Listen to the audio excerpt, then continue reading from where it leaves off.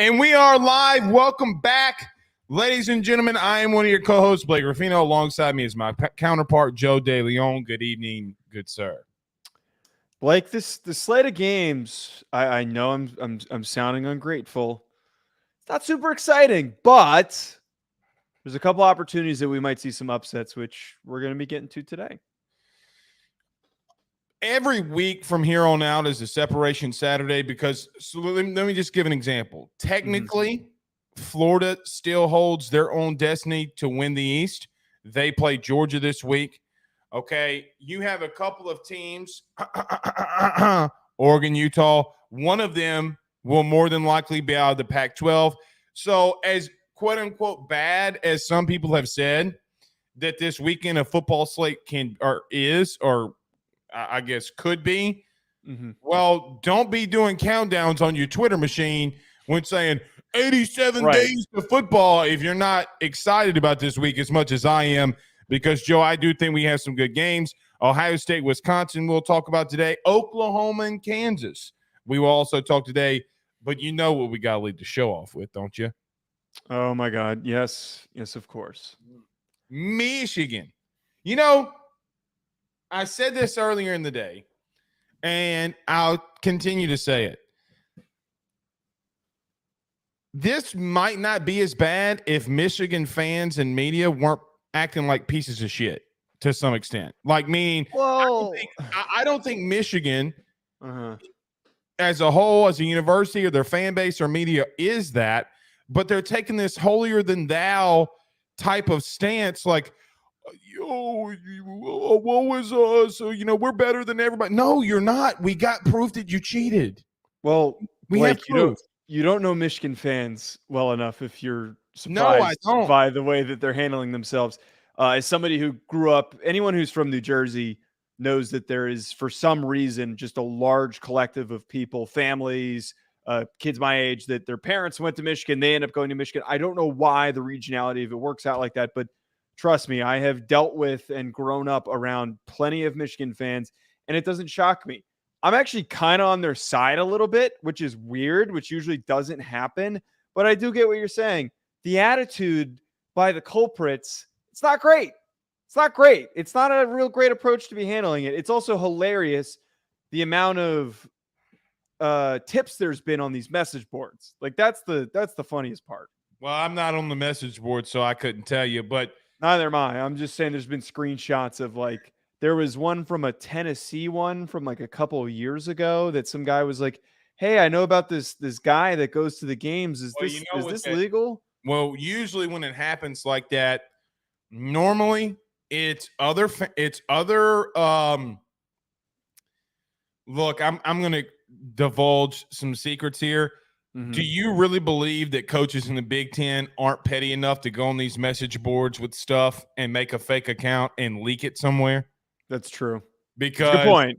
I know that happens for a fact. Have coaches around the country, mainly in the SEC, who send me screenshots of shit that they've leaked. Okay? So with that being said, horse manure. You know who's doing this all? In my opinion, this is just Ryan Day. Is that what you're? No, I think it's Schiano. I mean, actually, that wouldn't surprise me. I was going to push back on that, but that actually would not surprise me if it was. No, because that halftime interview that he did, I would not be shocked in the slightest if he was the one that ran. Now, we will talk a little bit. Does it mean anything for them this year? Maybe the conference or college football playoff does something. Who knows? But we'll talk about that. And then as we do every single Wednesday, we'll give you our picks. So one of us, either we're going to be tied or I'm going to be 2 games up, I think. I mean, you're taking the one pick that we went different on, and we had a little bit of a discussion on it. It bit of a risky pick. I wanted to take it, but you deciding to take that risk talked me out of it. So thank you for that. Yeah, I'm just trying to live on the edge like my name is Jon Snow. Did you know he was actually a Targaryen? Spoiler alert. I haven't watched Game of Thrones. I've told you this before. That's why no one likes you. I don't know why you're shocked by that. I am a Game of Thrones homer. I will admit I did watch the Targaryen one, whatever it was called, but I am a Game of Thrones fan. All right. We do have a lot to get into. We'll talk Ohio State, Wisconsin. We already talked about that. Oklahoma, Kansas, Michigan, and we'll give you our picks. So let's do that. Let's not waste any time. Everybody do us a favor by hitting the like and share. Share to all those social media groups if you're on Facebook. Joe, so many people are watching our videos on YouTube. We got to get you people to subscribe here. Do us a favor by hitting that subscribe button and notification bell wherever you listen to podcasts. Rate, review, and subscribe. And if you're watching us on Fubo, welcome, welcome, welcome. Joe, let's talk about our good friends over at betonline.ag. We'll be right back. Let's talk about this Michigan saga next. BetOnline is the fastest and easiest way for you to wager on all of your favorite sports, contests, events with the first-to-market odds and lines. Find reviews for all the news for each league, including Major League Baseball, NFL, NBA, NHL, combat sports, college sports, esports, and even golf. BetOnline continues to be the top online resource for all of your sports information for live in-game betting, props, and futures. Head on over to BetOnline today and use your mobile device to join and make your first sports bet. Use our promo code BELIEVE50, that's BELIEVE50, BLEAV 50, to receive your 50% off welcome bonus on your first deposit. That's betonline.ag, betonline.ag. We're back.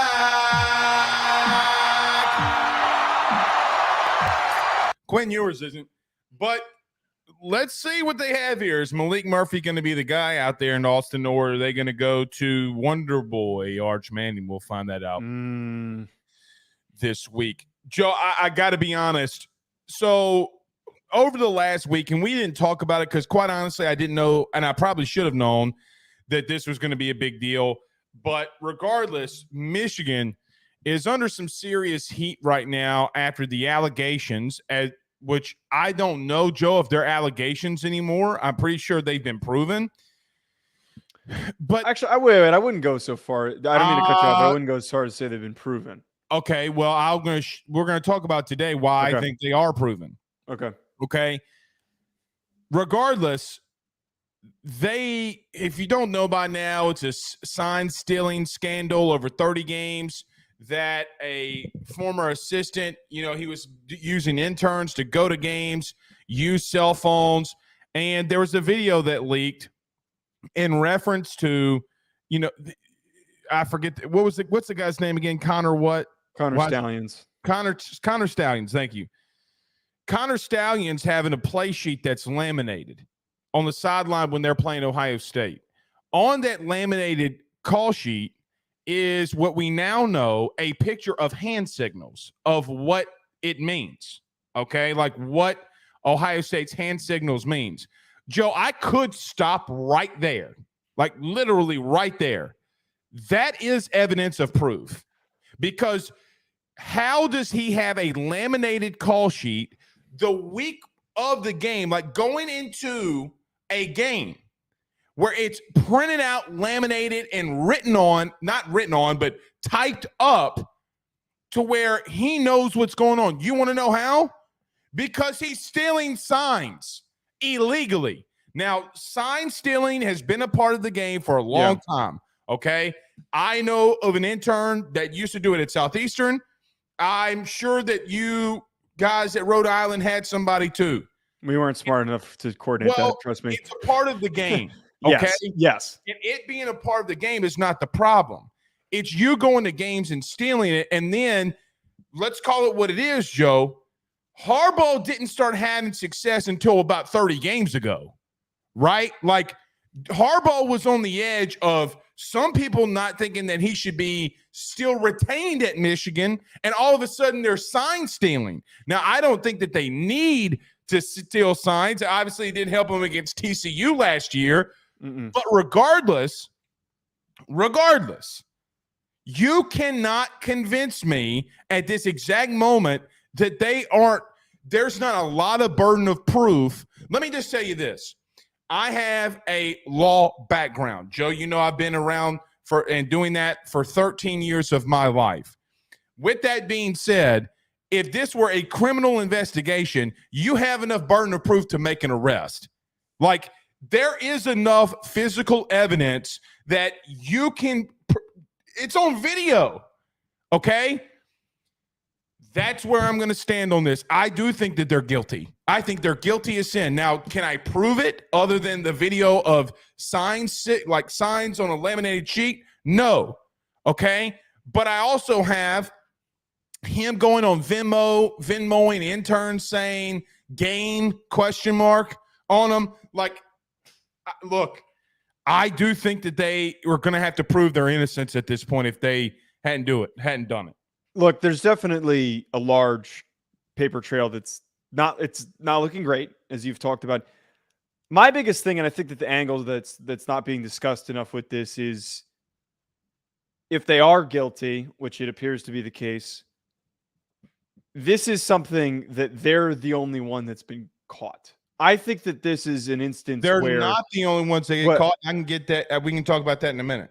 I really think that this is something that is more widely occurring across college football, but nobody has been this dumb to leave this many clues out there. And I think one of the biggest signs of proof is the fact that no other coaches have really spoken up about it. And the Schiano thing, him saying something at halftime, I don't know if it was necessarily related to that, because apparently during that game, Michigan players were clapping and trying to get guys to jump. So that's what I think that might have been related to. So it's in the connection between those two things might not be the case there.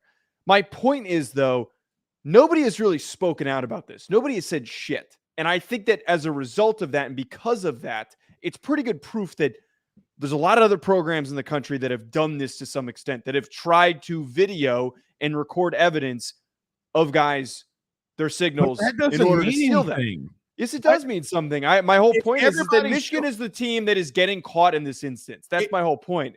I don't think we need to sit here and criticize them and act like they're the ungodly, unjust entity for acting the way that they did. And Jim Harbaugh is a terrible, terrible person. He's just the guy that got caught.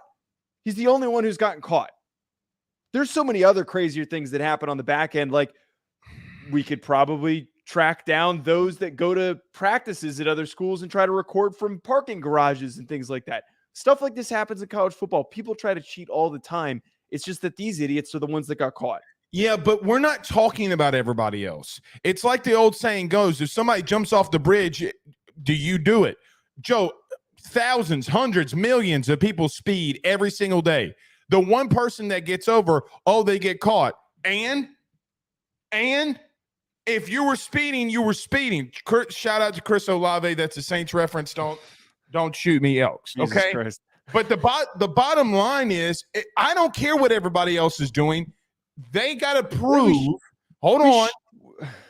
They got to prove that other teams are doing it. Let me give you an example. During the 2019 National Championship, Ed Orgeron spoke out to the NCAA, the SEC, and College Football Playoff Committee. I know this for a fact, that he spoke out to them because in the first 3 drives, LSU offensively couldn't get anything going. They had to switch up signs. They had to do different things. They wind up going to beating Clemson. Brent Venables has been known to do this. Yes. Like, I know that for a fact that went on. You know my relationship with Joe Brady. Know it. Joe Brady was screaming at when he was out the door to go into the NFL because he didn't give a shit anymore, and they won. But they couldn't prove it. Okay? And it's just an allegation. I literally have Venmos. I have a laminated play sheet. Okay? Now, everybody's like, oh, well, Ohio State scored on that play. I don't care that they scored on that play. All I care about is that it's not necessarily sign stealing that I'm mad at. It is the simple fact that, 30 games ago, Harbaugh, I'll never forget this as long as I live, you had Joe Klatt and Colin Cowherd on the Herd talking about if Harbaugh should be fired. Now, in the last 30 games, you want to know what his record is? You're not going to like it because he has less than 5 losses. Yeah. Okay? Yes. Now do the 30 games before that. So you're going to now have to prove to me that it wasn't utilized correctly. Look, I think Harbaugh got desperate, and when he got desperate, he started doing things like this. And it's one thing for a coordinator, Brent Venables, to be revolved in it. Coordinators are one thing. This is the second infraction in less than 6 weeks that we have on or 12 weeks that we have on Harbaugh. Okay? At what point do you start looking at Michigan and say this is a lack of institutional control? Because let me tell you what other teams, fan bases around the country do. Michigan, as an example, is taking shots at LSU right now at just for why, I have no idea, okay? But the bottom line becomes you aren't innocent. You're not, again, they should be popped for this. They're going to get popped for this, but what I'm trying to get at here, my whole point, yes, there's evidence that this stuff is happening. And you're kind of playing into this. I think it's really silly to sit here and act like they are doing something that's just so vilely wrong. It's not silly to. Let me tell you who it's not silly to. It's not silly to all the teams that they beat that it helped and gave them an advantage to. My whole point is it's not like that they're the only ones that have done this. It's just like during the Houston Astros scandal, might I add, they aren't the only ones in the history of baseball that have tried to do something like that before. They're just the only ones that we have enough evidence and a reported on investigation that proved that they did it. And the same thing's going to happen with Michigan. I just think it's kind of dumb to sit here and criticize them when we know that other programs are probably doing it and less successfully. Pause. You came on this show, and when Kirby had players being arrested, okay, you asked about there being a lack of institutional control because over 30 players had been arrested. What is What is more egregious? 27 straight traffic tickets, or you going and stealing signs? Because you have 115 men on a team. If 30 of them, Joe, just throwing this out there, okay, if 30 of them get a traffic ticket, do you know what that means? It's the average American person. A third of this country, hold on, gets pulled over and issued a traffic ticket every year. 33% of motorists get ticketed across the country every single year. My bottom line is I don't give a shit who else is doing it. Why should I? Because you have penalized other teams. Oh, Kirby's lost his team. Kirby's lost control. But you're misquoting me a little bit on that, by the way. Yes, I had brought up that it is worth having the conversation. I wasn't saying that Kirby can't control his players and that there's a problem. All I had pointed out is that you would like for a head coach to be able to set a good example for his players. And part of a head coach's responsibility is making sure that the guys on his team are not getting in trouble. And yes, you're talking about here that rate is probably not that different from the average human being getting a speeding ticket. There have been other allegations that have come against players in the Georgia program that come into that aren't just speeding tickets. And that's why that conversation was had. I'm not saying that, I don't think it's a lack of control. If anything, it's too much control. I would argue that it's too much control that Jim Harbaugh is going this far to act on something like this. But it's not, because he was suspended for the first 3 games of the year?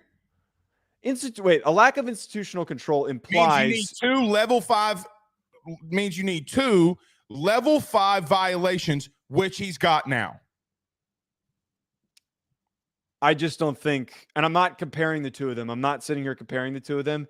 I merely brought up the severity of the situation with Kirby and that Georgia football program. But look, this is all the reality, and it's playing into what I'm talking about here, is that when teams are doing well and things are going well for football programs, we find ways to knock them down. We find ways to drag them down. We tried to do it with Georgia. We're not doing, didn't really work. We're doing that. The general public is trying to do that with Michigan. And I'm not supporting them. I'm not supporting Michigan. But my whole point is we can't act like that this is an action that has not been happening across college football. They're just the only idiots that got caught. All right, so Joe, the next time... You know how many people probably violated those COVID recruiting rules? The next time a leader of a cartel gets arrested, be like, oh, let him out because there's other people doing it. That's not what I'm talking about. I didn't compare this to a drug cartel. That's a ridiculous statement. There's no correlation between those two things. Joe, what are you talking about that we or people are bringing them down? I literally have a video of a laminated sheet, and I have a trail of him paying somebody to go to 2 previous Ohio State games. Okay? Yeah, there's tons of proof. They have cell phones. They have cell phone records. They had the people there filming them. Not denying that. Who's bringing them down?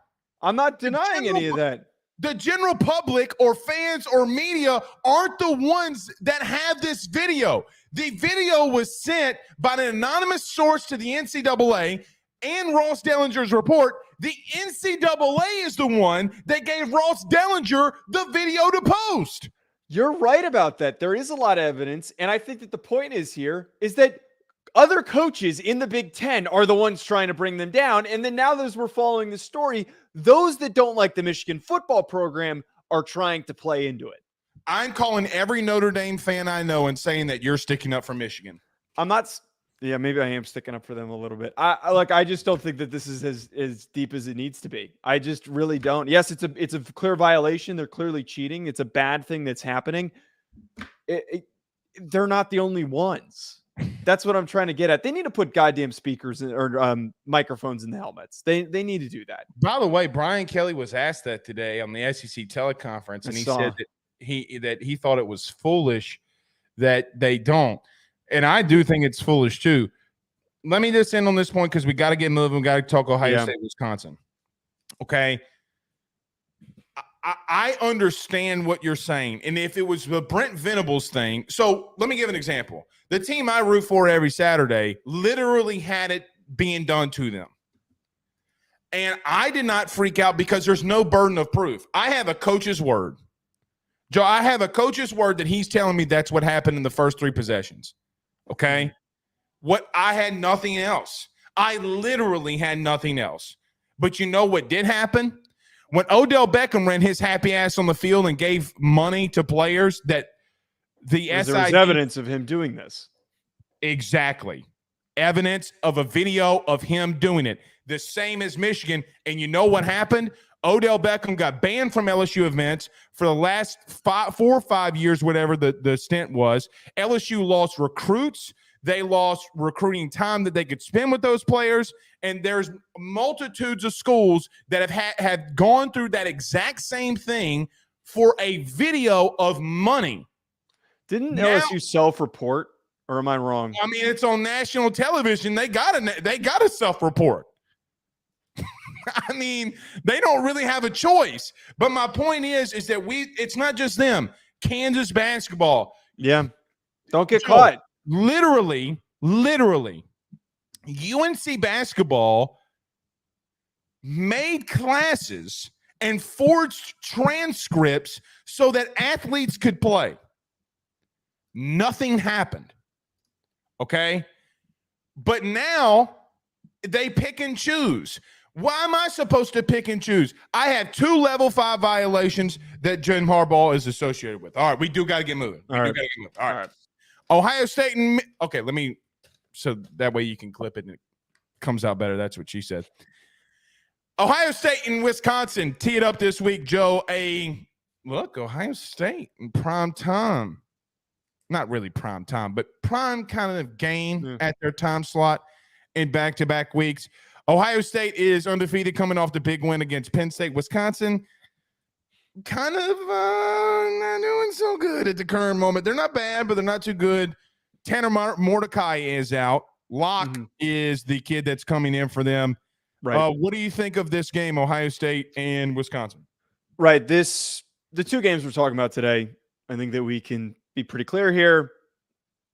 We pretty much think that the favored team is going to win. But these are still good matchups. These are matchups with top teams facing well-coached, well-rounded programs. And I think that's what Wisconsin is. I think Wisconsin is trying to rebuild their identity. The way that roster was built is it's much closer to what Iowa was before. And he's trying to build a roster similar to the one that he had at Cincinnati, trying to get some more athletes in there, trying to build a more explosive team. them not having Mordecai, I don't know if that really hurts them, because last week they were down against Illinois. They climbed all the way back. Locke wasn't great, but Locke looked fine and made some throws in some spots. I think one of the key things, he made some big time throws late, man. Big time throws late. I was kind of impressed. That won me some money because I bet on Wisconsin. But I think that what's been really good for Wisconsin lately, and it's something to monitor, is the success of Braylon Allen, who's their star running back. He was really slow to start the season. He's a big bruising back, and he's now in this rhythm. And when you've got these big, powerful running backs that are built like linebackers and they're in that hot rhythm, that's when you start to worry a little bit. And I think that Ohio State, they saw two good running backs last week. They weren't effectively attacked by them because they didn't run the ball enough. Got to pay attention to that. Does Braylon Allen have a big game, and can he control the clock, keep that Ohio State offense off the field? That's going to be really important for Wisconsin. Yeah, and to add to your point, look, Ohio State fans were mad at me after the Penn State week last week. Here's me trying to say I don't have any disservice or discredit or hate for the Ohio State Buckeyes. Sure. I really don't. I really don't. The only other school's gear that I have in my closet is Ohio State. And Southeastern, but that's to be, given. Joe, I'm going to make an outlandish statement, but I don't know how else to say it, but stay with me. Either Ohio State's going to go in here in this game and blow them out, blow Wisconsin out of the water for whatever reason, however it really happens. Or I think Wisconsin keeps this between within a score. Teams historically don't, meaning not just Ohio State, but teams historically, when you have a big emotional game, the next week you normally come out flat, right? Yep. I'm not saying that that's going to happen to Ohio State, okay? But it could. I do like the Locke kid. I think you hit the nail on the head when it comes to a Wisconsin thing. You're going to have to run the ball a lot more. Allen has 120 rushes, 704 yards, almost 6 yards a carry, 8 touchdowns. Mellis, I think is how you say his last name, if I'm not mistaken. 51 rushes, 307 yards. Malusi. Are you talking about Malusi? Yeah, Malusi. Yeah. He also has 4 rushing touchdowns on the year. I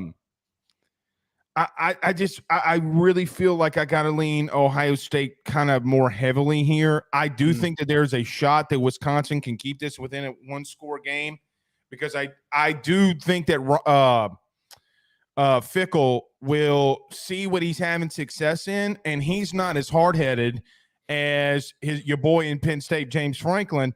I think that if he has success in something early offensively, they're going to try to go in here and continue to have success, whatever that is. I do think that there is a closer – listen, hear me out. I do think that there is a closer coaching advantage with Wisconsin going up against Ohio State than when Penn State went up against Ohio State. What do I mean? I like Luke Fickell as a coach. I think he's a smart coach. I think he knows what he's got to do to keep games close like this. It's his team, man. He's an Ohio State guy. I would not be surprised if it's close, but something in my gut says, man, I really do think Ohio State's starting to find a trend late in that game offensively. They did some really good things, and you know what? Marvin Harrison Jr. is still walking the earth for the Ohio State Buckeyes. I don't know a good read to have on this one. I'm going to take Ohio State probably around 9-10, okay? But I do think it can be a 1-score game for most of it. Yeah, not to sound like I'm trying to pick Ohio State apart too much. I know that I've been back and forth this season on how I think about them, and some Ohio State fans, similar to you, think I criticized them even though I picked them to win last week.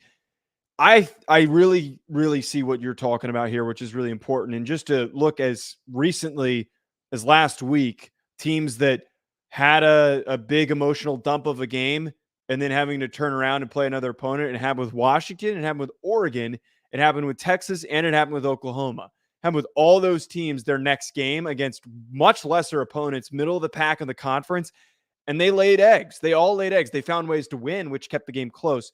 I think it's a very similar circumstance possibly here for Ohio State, that this thing is a 10-point or so, maybe even less game as you talked about. Now, at the same time, though, What I do find really intriguing is that Ohio State is now starting to get healthy. We're starting to probably get back Emeka Egbuka and Travion Henderson fully back healthy and start to get those running backs back and rolling the way that we know that they can. They have to, a really critical thing for me, because they weren't great last week running the ball. I need to see them establish the run a little bit more, and I need them to start figuring that out and feeling that out, because that is going to be really important for them when they play Michigan and potentially the college football playoff if they make it again. Yeah, and our first college football playoff ranking comes out next Monday or next Tuesday, whatever day it is. Yeah, then it comes out. Let me pick apart. You just kind of picked apart Ohio State. Let me do that to Wisconsin. Joe, they're not a good football team in areas. Okay, they're red Iowa, but not as good defensively for now. They are trying to get away from this old school run. They want to be more balanced. They want to be more spread, throw the ball around. I don't know how confident I feel about Locke.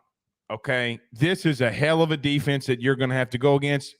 I don't know how I feel about him. Now, he did make some big throws later in the game last week. I just can't see where Wisconsin comes out victorious in this. I want to lean more of a 10-score game because history does tell us that, but I just really wouldn't be surprised if Ohio State, as The Rock says, lay it to smack it down on that candy ass. And look, crazier things have happened. These are still 18 to 21-year-old kids or dudes. They're not kids anymore, but dudes. I like Ohio State here. Like I don't want to bet. I would bet the money line just to be safe if I'm a betting man, and I might actually just do that. Okay, I'm not gonna make much money doing that. You make a couple dollars. Yeah, but I don't feel, but I parlay a lot. You know that. Yeah. All right. What about? But your point though, just to round out what you're saying there, we saw how troubled Drew Allar was last week. Right. Locke might have himself a long day. He had a bit of a rough go last week going up against Jer'Jon Newton. And the question becomes, does Locke miss as many passes as this kid, Allar? Well, so there's a really good point here, is that if they don't try to throw the ball 40 times in the game, maybe they'll have a little bit more success. Maybe they look at the film and say, well, why did Penn State do this? You got a Notre Dame, Ohio State. You can't be scared to punt. Yeah. But the problem is as bad as I wouldn't want to say this, as now a Notre Dame hater, apparently the comments tell me. I don't think Wisconsin has the personnel to try to pull a Notre Dame. I don't know. I don't really see the avenue for Wisconsin. Like there's not one other than running the football highly effectively with Allen. There's no other way. No, they don't have this. They don't have the corners. 150, 200. He's going to have to break loose, and against that number 5, top 5. Hey, and look, a lot of people last year, Ohio State fans, they're pretty upset with old Jim Knowles. My man's got him a top 5. Pretty good. Yeah, for sure. All right, you ready to move on to Oklahoma and Kansas? Yes, sir. Oklahoma and Kansas also kick it off this week. Joe, Oklahoma almost had the scare of their life. UCF. The Fighting Malzahns almost pull off the upset against the Sooners. But now Oklahoma has Kansas this week. I do think that Brent Venables said something interesting that I really loved.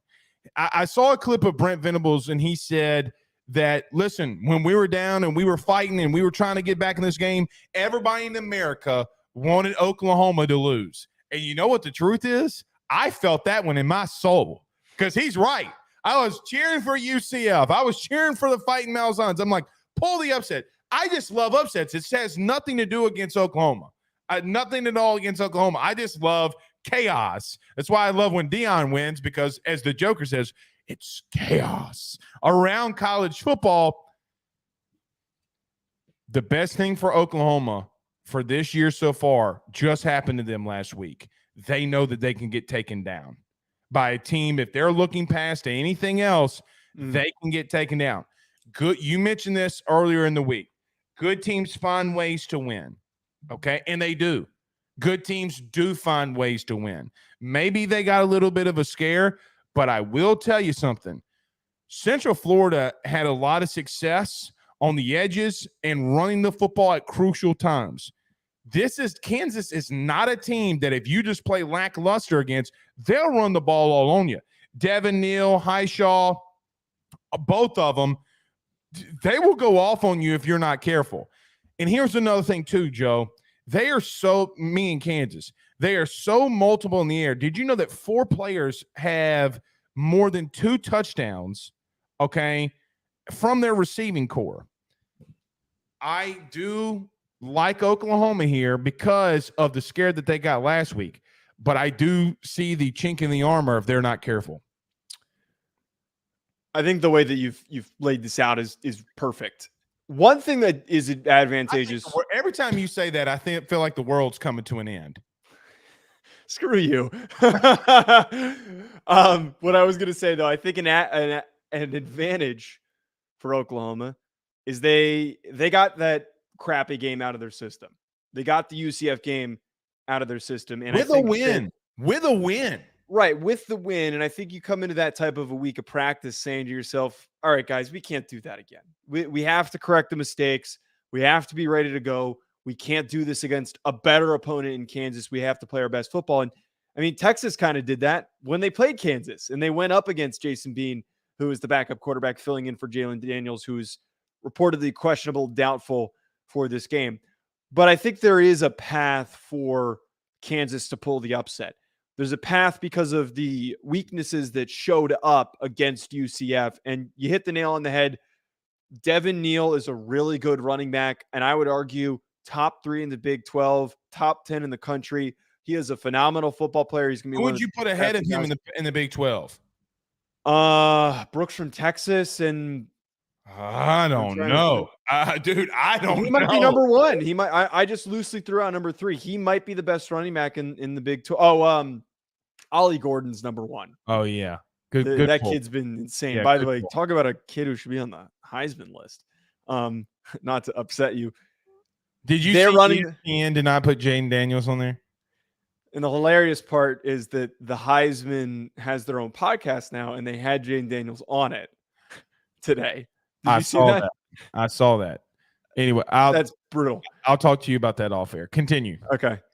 Their offensive line, they've got 2 of the better offensive linemen in the conference. Michael Ford, Dominic Pooney have been fantastic. And I think a really interesting one, too. They've got 2 really good tight ends. We don't see a lot of teams that have 2 really good tight ends. Agreed. Mason Fairchild, Jared Casey have been strong players. Fairchild is obviously the more productive one of the 2. Yep. But, man, when you've got a good tight end, you've got multiples of them. It helps the run game, as we've seen. But at the same time, you've got that weapon to go to with Fairchild. I think that this roster looks pretty good offensively, and that's how you keep up with Oklahoma. You're probably not going to slow them down. You're just not going to. Even though their defense has been strong at times, you're just not going to do it. But does this team have that roster to go shot for shot with them? I would say so. They're going to run the ball. They're going to try and move the ball quick and attack you in space. They got to find a way to keep up with Oklahoma. You know, Kansas kept that game really close with Texas early. They ran the football highly effectively, and I do think Oklahoma and Texas are pretty equal when it's all said and done. Now, I'm not saying that this game will be very much the same, but I do think it's got the chance. Joe, I'm old enough to remember a couple of weeks ago, Kansas in that first half was pushing Texas around. Okay? Yeah. And another thing for Oklahoma, if they're not careful, Joe, if Dylan Gabriel does not have success running the football, I don't know how much success they have. Let me tell you why. Marcus Major and Walker, the backup running back, both of them aren't eclipsing over 5 yards a carry. No. They're not having a lot of success at running the football with their backs in between the tackles. I think that is a problem. Listen, I know that Kansas is a lot of things. If they had Jalen Daniels, I actually don't know if I wouldn't pick them to get the upset in this one if he was actually playing, but he's not. So I'm going to have to go Oklahoma. But I do think that if Oklahoma's not careful, look, Kansas can run the ball. They play tough. I love Lance Leipold. I think he's a tough guy, head coach. they just don't have the green grass athletes when it's at the end of the day. Like, for example, I do think UCF has some green grass athletes. They got some dudes that can run. They do. I don't know if Kansas does. If this does get into a little bit of a shootout, okay, to some extent because they're able to run the ball, which I don't think it will. But if it gets a little bit like, so for example, Texas had a lot of firepower coming back and winning that football game. Mm-hmm. Man, I tell you what, I don't know if Oklahoma necessarily, if they're not trained punch for punch. Look, I'm just telling you, they don't necessarily have a great running game. If you take that away from them, I do wonder what would happen, because that's a lot of part of what UCF, I saw Pro Football Focus said in the first half that UCF was only allowing 2 yards a carry. Like, is that really? Yeah. Well, now listen, I did not go and view that. Okay, personally, meaning I did not take that stat down. I saw it from PFF today. If you do that again, you're going to be in trouble. That's the only reason why I went and looked at their backs the way that I did. I was like, damn, man, lean backs only got 3.9 yards per carry. That's not good enough. Doesn't matter. I'm still taking Oklahoma here. Yeah, I'm definitely going to take Oklahoma to win this game. And the biggest factor is what you just said. The first thing, literally the first thing that I looked up when I was putting my notes together was, is Jalen Daniels available? When is his timetable to return? And it sounds like he's progressing, but he's a couple weeks short, if not a week short, of being available for this game. Jason Bean is actually a very good runner, very good athlete. And we saw that he can pick him up and put him down. And look, he's thrown for almost 1,000 yards and has 9 touchdowns, 2 picks. Well, okay, so that was what I was going to get to. He ripped off that really good run against Texas, and like, we know that the guy can move. I'm just not really threatened by him as a passer. I think that Jalen Daniels is a whole head stronger than Jason Bean as a passer. And this happened against Texas. This happened against Texas where they ran all over him in the first half, and then they locked it down and said, all right, we know how to stop him. We're going to completely slow down your run game. We're going to dare you to throw the football, and you're not going to find ways to do it. They connected on one deep pass, and then the rest of the game, they struggled. I don't think that they're going to have much success throwing the football. And because of that, Oklahoma's probably going to win this football game. I agree. All right, you want to get to our picks here? Yeah, let's do it. All right. Let's do this. Let's talk about our good friends over at Home Field Apparel. Joe, me and my wife are getting our new apparel coming in. She got a nice, very, very nice. I can tell that my wife is just really a baseball fan because she got more of a baseball looking shirt. You know, she loves football, but she loves those. You know, I try to wear tight, skinny jeans around here so she see my fine ass. You know, nevertheless, I don't need to see that. Okay, she's very excited about the gear that she's getting from Home Field. I got me a long sleeve shirt, getting a little nipply down here in the boot. I mean, it's a crisp 60 degrees.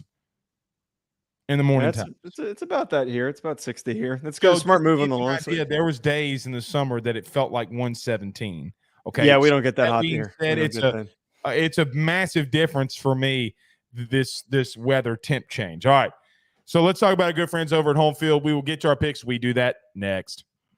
Ruffino and Joe Show is brought to you by Home Field Apparel, which is the best, without a doubt, premium collegiate apparel brand that is out there. They have over 150 different colleges that you can choose from, whether you're an Illinois fan or a Rutgers fan, maybe you're an LSU fan like Blake, or maybe you're an Alabama fan, whatever it is, even Idaho. They have so many different designs for so many different football programs that I can guarantee you're going to find some great stuff to help root for your favorite team. I've already gotten my Notre Dame stuff. Blake has his LSU stuff.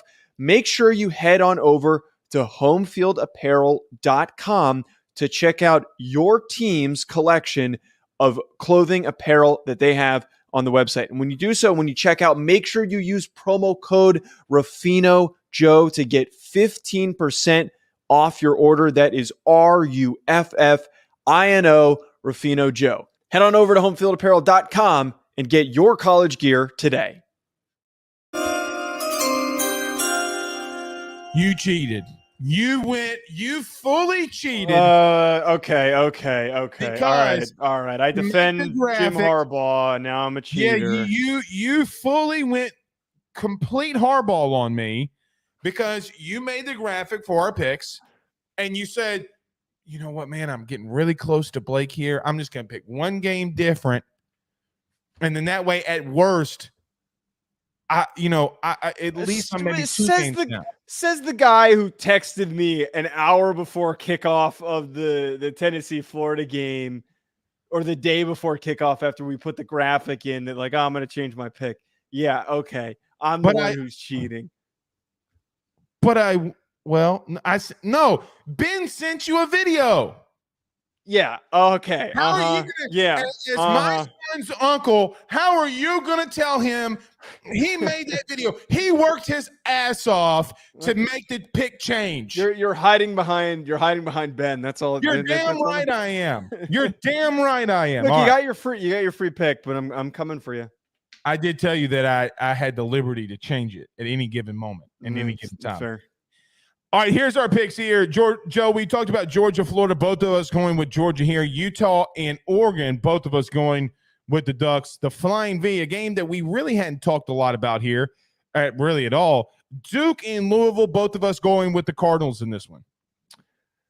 Yeah, I tried to figure out a way to talk myself into it for Duke, and this is going to sound really hypocritical. I don't think Louisville's really that good. And I think that if Riley Leonard was available, this would be a boat race. I don't think, as we saw happen against NC State when Jawar Jordan was taken out of that game, they don't have the guys up front on their offensive line to go up against the Duke defensive front. But Henry Beelan Jr., oh my God, he is not good. He has been really struggling.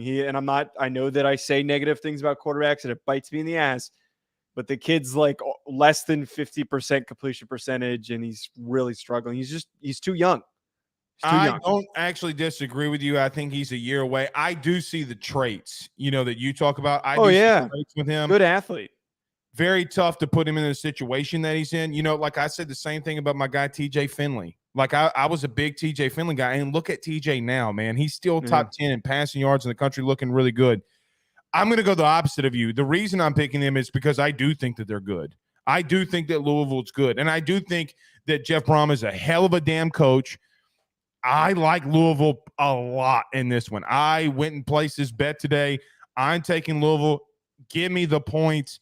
I think they rolled it home because the last time, and I don't mean this because I really just talking about this is really feel this. The last time I saw them at home, they put Notre Dame on skates, buddy, okay? And they look good. And I know that running game is going to be looking good. Give me Louisville big in this one.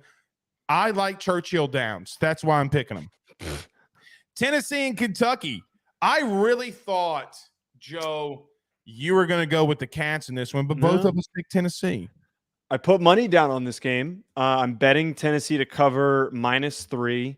I did the same. I really believe after the way that they played last week, this is a total rebound game. And I think that Kentucky's good. Their run game's fun. They can't keep up with them, especially with how good Tennessee's defensive line is. I agree. And I talked about this last night. So we did on AYS, we did around your SEC. I'm actually a lot better in SEC picks, believe it or not. I'm actually like 75% picks right in the SEC. Yeah. Mainly because I have to watch all of them. It's probably why. Nevertheless, I don't like Devin Leary at all right now. Like, at all. I think that what I've seen from him, I think he might be the worst quarterback in the SEC. If you had to tell me of the 15 quarterbacks in the SEC, I think he would be. I think you could have a discussion between him and Peyton Thorne right now at Auburn. He's played that bad, Joe. I'm trying to think who else is. Both Vandy quarterbacks, Spears and Swan, both have played better than him. Not wrong. I mean, he provides like no impact. He's a New Jersey guy though, so I can't criticize him. That makes so much more sense now. What quarterback has an arm sleeve tattooed? Yeah, you can't do that. That's not a good look. Unless you're like, I don't know of a quarterback that does have one. There's not a lot. By the way, you saw your boy from Kentucky. Speaking of Kentucky, you saw your boy starting for the Titans this week. Is Will Levis actually starting? That's what I saw. All right. My prediction for the stat line, 10 for 25 for 150 yards. If he does anything better than that, you owe me $10. No. Okay. All right, we just got done talking about Ohio State and Wisconsin. Both of us on the Buckeyes there. Both of us, as we literally just got done talking to Oklahoma and Kansas, both of us going with the Sooners. Joe, the game of the day here, at least from our vantage point, I'm going with Arizona. You're going with Oregon State. Yeah, I kind of tricked you into doing this, which I'm very proud of myself for tricking you into. You really thought I didn't? I didn't. I'm joking. I actually was close to doing Arizona, and I was thinking to myself, you know what, this Arizona team's got some momentum, but I think Oregon's a really good football program, or Oregon State's a really good football program, man. I think that they're ranked a little too high for my taste, but they're well-rounded enough. Their offensive line's really good, and I think they're going to run the ball effectively in this one. I like Arizona. They've played teams really close. They played them really tough. I just want Arizona to win. But the way that they played against Washington means nothing. How do you know that it's one of the good teams that I'm talking about? My point is you criticize Washington for the way that they played. Well, you brought up Washington. You tell me every pre-show, don't bring up Washington. You're the one that brought them up. I never said Washington was a bad team. I said they're a flawed team.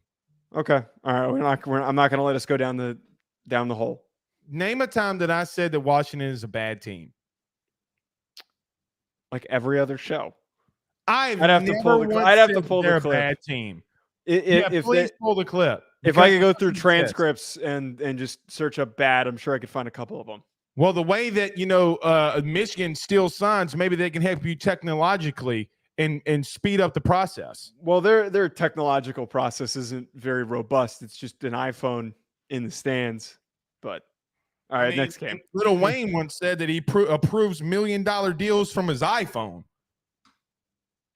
Nothing wrong with that. Give me Arizona. The Cats running wild this weekend. And by the way, Arizona Diamondbacks playing for a World Series. Usually when this happens, teams have success. Your Phillies went down. I hate the Arizona Diamondbacks. Arizona's a really, really, really good baseball team. Young, nobody knows who they are. Really good baseball team. I hate the Diamondbacks. What's the next one? Texas and BYU. Joe, I came close. I did too. I almost picked BYU, but okay. I came close. I think the better pick is taking BYU to cover because it's like a 17-point line right now. To get in on it early. Nuts. Yeah. I bet their offense has some issues. I bet they struggle. I think Texas might struggle. I almost went BYU here because I was like, man, what if you get in a situation where Malik Murphy is not doing well and you got to go to Arch? Ooh. Remember early in the year when BYU beat Arkansas and everybody's like, oh, man, BYU's not a bad football team, brother. Yeah, but also Arkansas is really bad. So there's a little bit of a difference there. Put them on the map is what I'm trying to get at. Like it's also the first game that put Arkansas's flaws on the map too. I'm not disagreeing with that. I'm just saying it. When we start talking about BYU, this game comes down to one thing and one thing only: Malik Murphy. We have no clue. Like we have no clue whatsoever what we're going to get here. Where's this game at again? Refresh my memory. Let me look it up. It's not at Texas, is it? It's at Texas. Okay. Who's BYU's 2 losses to, by the way, really quick? They're to Kansas. They lost to Kansas, losing to Kansas. And who else did they lose to? Oh, they got piped by TCU 44-11. Speaking of just a team that I have no idea what they're going to do. And by the way, I'm just going to throw this out here. Don't be surprised if I get on this Kansas State train like I did last year at this point. Avery Johnson is a dude, my man. He's a freshman. He's a true freshman. That roster has flaws. That roster. And you know what doesn't have flaws? You know what doesn't have flaws? Him running a zone read and catching that edge. Their DBs, as we saw against Missouri, cannot keep up with Texas or Oklahoma's DBs. They can't. Or receivers. They can keep the ball away if they can run the ball with Johnson. Dude, I'm telling you, that kid's got something. I think next year he'll be fantastic and he'll be one of the best quarterbacks in the conference. All right. I'm just telling you. All right. Well, good stuff. I hate when we pick all the same teams. But then again, it's less anxiety because it's a slow slate. That's why. Now I will tell you, because this is the last show that we'll do, and the next time we'll be on, all the results will be in, and we'll know who won and lost. Next week, though. Oh my God. It's gonna be an S show. Dude. Next week, I don't know. Joe, I don't know what game is the biggest. I do think it's LSU, Alabama, and I know that I'm going to be said biased here. Are you going to pick Missouri, Georgia? What is one of the games you're saying? Yeah, what's the biggest game? We're gonna have to have that debate and that discussion on which games we're gonna cover, because we might have to do an emergency show. Like we might have to go Monday, Tuesday, Wednesday. Yeah, shit. I don't know. Might be happening. We'll see you guys again Sunday. Y'all have a good football weekend. We'll talk to y'all soon. Y'all have a good one. Peace.